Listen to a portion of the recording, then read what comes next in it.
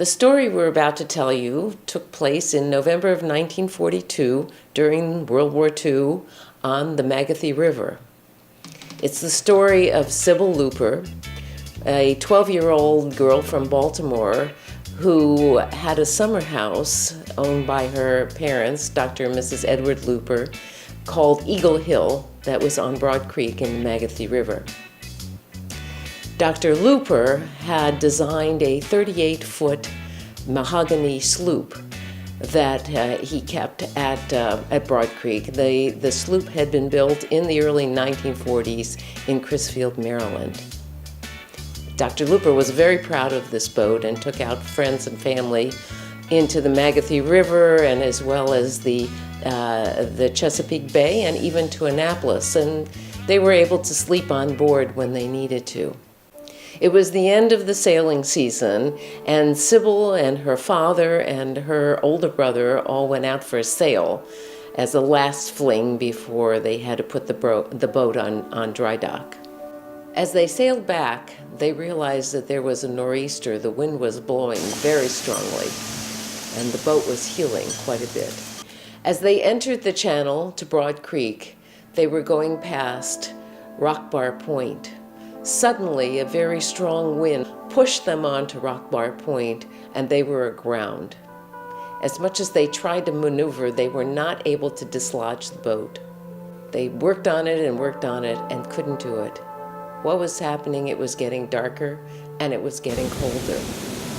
They were able to see out in the distance. They could see somebody walking with a lantern by their house, but they could not communicate. They just assumed that was Sybil's mother. In November of 1942, there were no cell phones, so there was no way to communicate with Sybil's mother.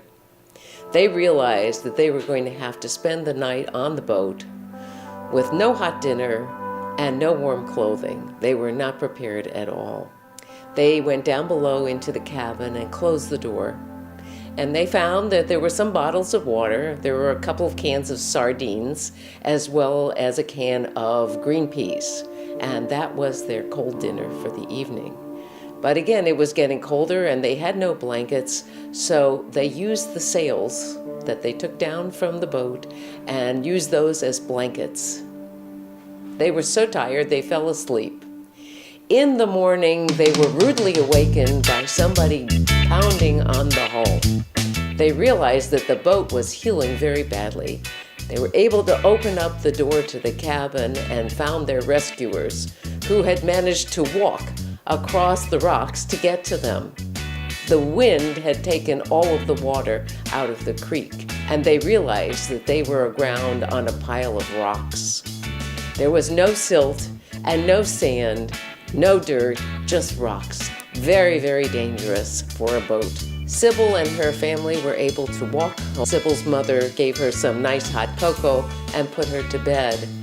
3 days later, the water came back into the creek and they were able to dislodge the boat and put it back home and back on dry dock.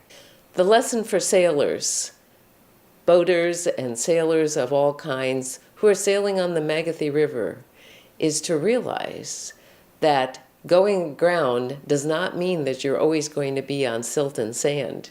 If a place is called Rock Bar Point, you should assume that it's rocks and very dangerous for your boat. So be careful.